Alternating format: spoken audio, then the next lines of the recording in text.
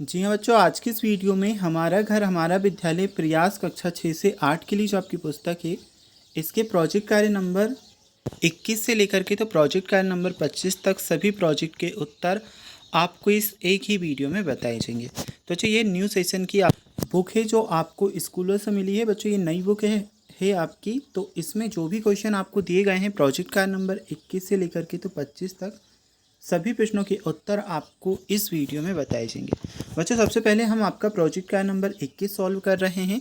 इसके बाद में प्रोजेक्ट कार्य नंबर 22, 23, 24 और 25 भी आपको बताया जाएगा। ओके, तो इसमें जो आपका फर्स्ट क्वेश्चन है कुछ इस प्रकार से बच्चों आपको दिया है।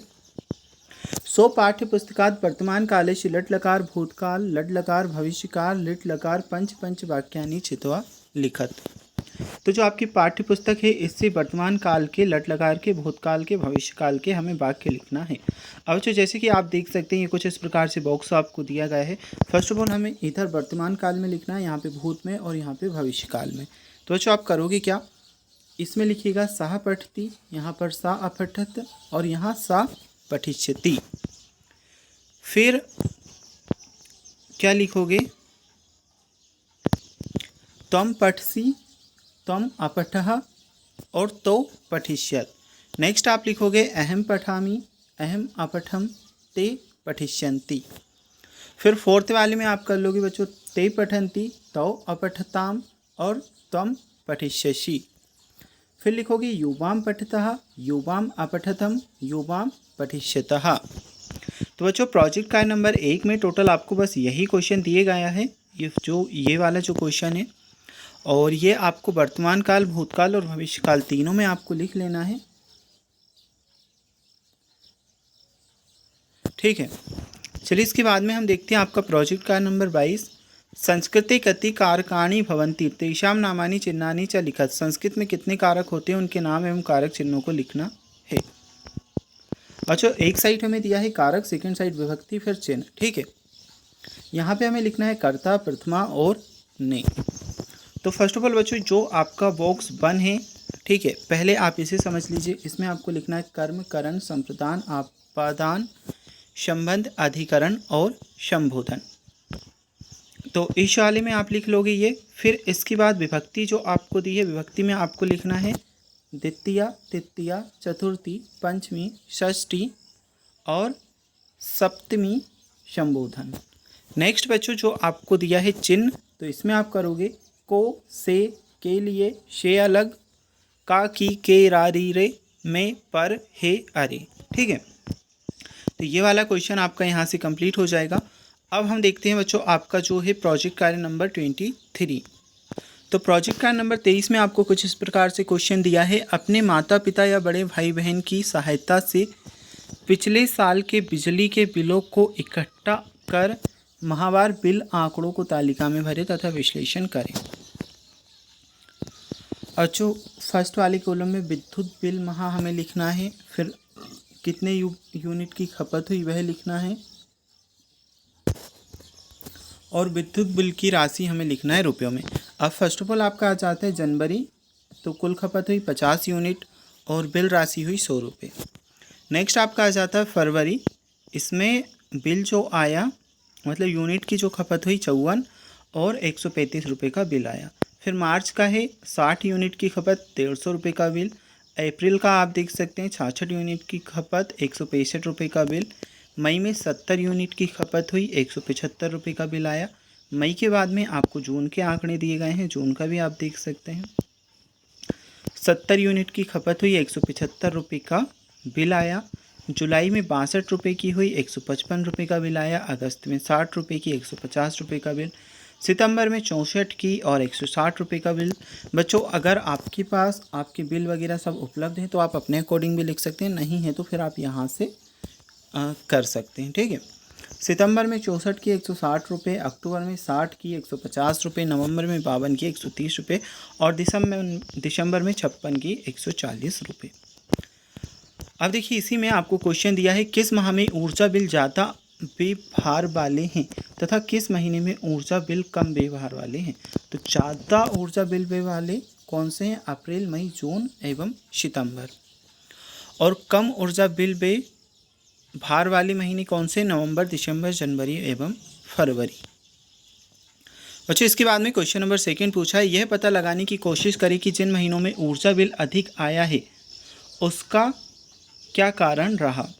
तो जिन महीनों में ऊर्जा बिल अधिक आया उन महीनों में, बच्चों इस वर्ड को आपको करेक्ट कर लेना है, इसकी जगह आप क्या लिखोगे? महीनों में, ये जो लिखा है वो, ठीक है। महीनों में गर्मी अधिक पड़ रही थी जिसके कारण बहुत से अधिक उपकरणों का उपयोग हो रहा था, जैसे कूलर एवं पंखे आदि। फिर है 3rd क्वेश्चन, विभिन्न तरीकों से पता लगाए कि आप अपने ऊर्जा बिल की लागत को कैसे कम कर सकते हैं। तो जो यहाँ पर कुछ पॉइंट्स दिए हैं जिनसे आप अपने ऊर्जा बिल की लागत को कम कर सकते हैं। फर्स्ट वाला पॉइंट आप देखोगे, ऊर्जा बिल की लागत को कम करने के लिए हमें उतने ही बिजली के उपकरण चलाना चाहिए जितनी बहुत ज़्यादा आवश्यकता हो, और बिजली के बल्ब की बजाय हमें LED बल्ब का उपयोग करना चाहिए जिससे बिजली खपत कम हो। दिन के समय अनावश्यक बल्ब या LED बल्ब व अन्य बिजली के उपकरणों का उपयोग नहीं करना चाहिए। जब आवश्यक न उपकरणों के स्विच हो तो पंखे, बल्ब या अन्य विद्युत को बंद रखना चाहिए। नेक्स्ट है 4th वाला, विद्युत ऊर्जा प्राप्त करने के लिए अन्य स्रोतों के नाम हमें लिखना है। तो विद्युत ऊर्जा प्राप्त करने के लिए अन्य स्रोत एक होगा सौर ऊर्जा, पवन ऊर्जा, जल ऊर्जा, जीवाश्म ईंधन और परमाणु ईंधन। ठीक है। क्वेश्चन नंबर 5 आपसे पूछा गया है, ऊर्जा खपत कम करने के लिए आप सामान्य बल्ब का प्रयोग करेंगे या LED बल्ब, और विचार व्यक्त करने हैं। तो ऊर्जा खपत कम करने के लिए हम LED बल्ब का उपयोग करेंगे क्योंकि LED बल्ब सामान्य बल्ब की तुलना में कम ऊर्जा की खपत करता है। और जो 6 नंबर का क्वेश्चन आपको दिया है, ऊर्जा बचत के उपायों को दर्शाते हुए एक पोस्टर आपको तैयार करना है। यहाँ पर एक पोस्टर आप देख सकते हैं, ठीक है। तो इस प्रकार का पोस्टर आपको तैयार कर लेना है ऊर्जा संरक्षण का, सेव एनर्जी, ऊर्जा बचाओ। बच्चों अगर आप अलग पोस्टर बनाना चाहते कुछ आपके मन से तो बना सकते, कोई प्रॉब्लम नहीं है। इसके बाद में बच्चों आपका प्रोजेक्ट कार्य नंबर 24 आ जाता है, इसे हम सॉल्व करते हैं। तो इसमें फर्स्ट ऑफ ऑल आपको एक भारत का मानचित्र दिया है, इसे आप देख लीजिएगा। इसी के अकॉर्डिंग हमसे क्वेश्चन पूछे गए हैं। ऊपर दिए गए चित्र को ध्यान से देखिए। चित्र देखकर नीचे दिए गए बिंदु से संबंधित जानकारी खोजकर लिखना है। गंगा नदी के सहायक नदियों के नाम हमें लिखना है। तो यमुना, रामगंगा, सरयू, गंडक, कोसी, महानदी आदि, ये सभी क्या गंगा नदी की सहायक नदियाँ हैं। इसके बाद में दक्षिण भारत की सबसे बड़ी नदी कौन सी है? तो दक्षिण भारत की सबसे बड़ी नदी गोदावरी है। फिर है आपका तीसरा प्रश्न, छोटा नागपुर का पठार किस भाग में फैला है? तो छोटा नागपुर का पठार देश के पूर्वी भाग में फैला है। इसका अधिकांश भाग झारखंड राज्य में स्थित है तथा कुछ हिस्सा पश्चिम बंगाल, छत्तीसगढ़ और बिहार में है। नेक्स्ट है क्वेश्चन नंबर 4, कौन कौन सी नदियाँ बंगाल की खाड़ी में मिलती है? तो गंगा, ब्रह्मपुत्र, गोदावरी, महानदी, कृष्णा, कावेरी आदि नदियाँ बंगाल की खाड़ी में मिलती हैं।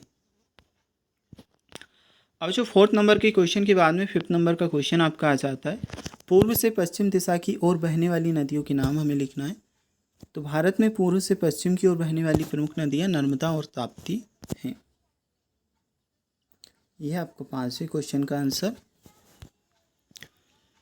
नेक्स्ट हम देखते हैं क्वेश्चन नंबर 6 का आंसर, नर्मदा नदी किन 2 पर्वतमालाओं के बीच प्रवाहित होती है? नर्मदा नदी विंध्याचल और सतपुड़ा पर्वतमाला के बीच से प्रवाहित होती है। यह आपका उत्तर रहेगा। नेक्स्ट है, नागा पहाड़ियाँ देश के किस भाग में फैली हैं? तो ये आ जाएगा मुख्य रूप से नागालैंड राज्य में स्थित है, लेकिन इनके कुछ हिस्से मणिपुर, असम, अरुणाचल प्रदेश में भी फैले हुए हैं। हिमालय पर्वतमाला का विस्तार भारत के किन किन राज्यों में है? ये तो हम कर ही चुके हैं। क्वेश्चन नंबर 7 हम निकाल लिया है। अब क्वेश्चन नंबर 8, हिमालय पर्वतमाला का विस्तार भारत के किन किन राज्यों में है? तो इसमें आपका आ जाएगा हिमाचल प्रदेश, उत्तराखंड, सिक्किम, अरुणाचल प्रदेश, मेघालय, नागालैंड, मणिपुर, मिजोरम, त्रिपुरा, असम और पश्चिम बंगाल। अच्छा 8 नंबर के क्वेश्चन के बाद में क्वेश्चन नंबर 9, अरावली पर्वत श्रृंखला का विस्तार किस राज्य में है?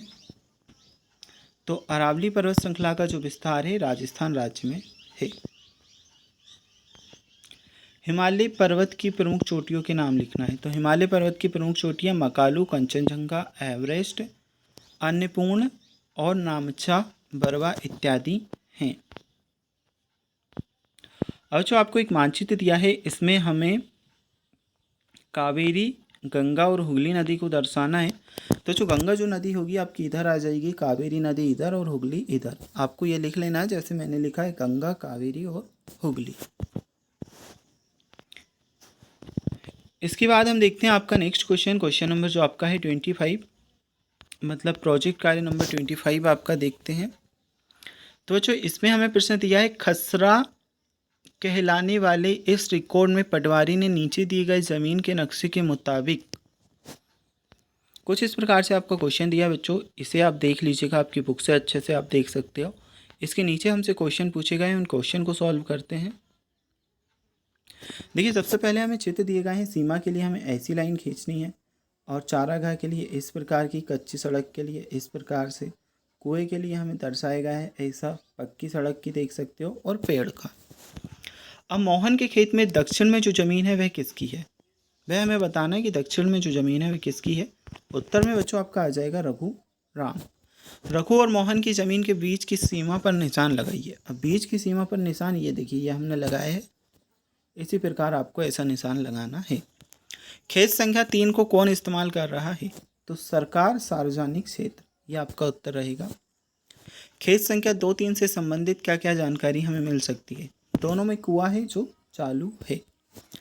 अब जो नीचे लिख लीजिएगा, खेत संख्या 2 में गेहूं का अन्य फसलों का उत्पादन होता है, जबकि 3 में घास का मैदान।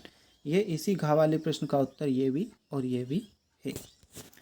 ओके, तो बच्चों प्रोजेक्ट कार्य नंबर 21 से लेकर 25 तक आपका कंप्लीट हुआ। इससे पहले मैंने और भी प्रोजेक्ट कार्य आपके सॉल्व करा रखे हैं, उन्हें भी आप चैनल पर जा कर के देख सकते हैं।